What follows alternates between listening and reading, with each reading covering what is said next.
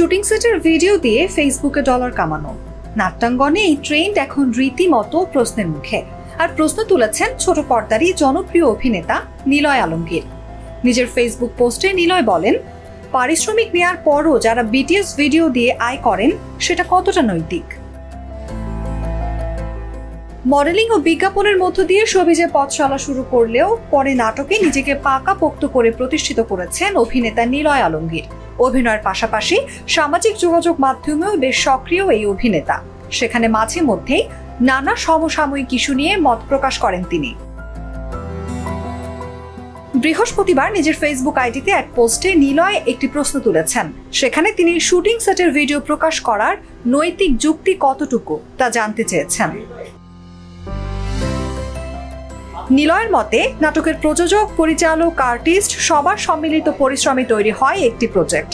প্রযোজক বিনিয়োগ করেন নাটক তৈরিতে, আয় আসে টিভি, ইউটিউব কিংবা ব্র্যান্ডিং থেকে। কিন্তু কিছু মানুষ শুটিং চলাকালীন সেটের ভিডিও নিজেদের পেজে পোস্ট করে টাকা আয় করছেন, দাবি করেন প্রমোশন করছে। নিলয়ের প্রশ্ন, এই প্রমোশন প্রযোজকের কতটা উপকারে আসছে? সিদ্ধান্ত নেওয়ার অধিকার কি প্রযোজকের নয়? অভিনেতার অভিযোগ, কেউ কেউ তো গোপনে চ্যানেল খুলে এসব ভিডিও আপলোড করছে। কেউ সহকারী পরিচালক, কেউ ডিওপির সহকারী। কখনো শিল্পীদের পেজ থেকে ভিডিও সংগ্রহ করে চালানো হচ্ছে গোপন বাণিজ্য। সবশেষে অভিনেতা সতর্ক করে লেখেন, এভাবে চলতে থাকলে প্রযোজকরা ভবিষ্যতে আইনি পদক্ষেপ নিতে পারেন। তখন বিপদে পড়বে কারা, সেটাও সবাইকে ভাবা উচিত।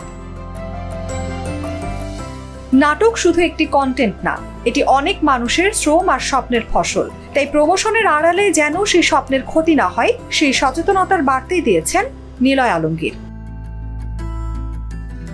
অনুভা বিশ্বাস, জাগো নিউজ।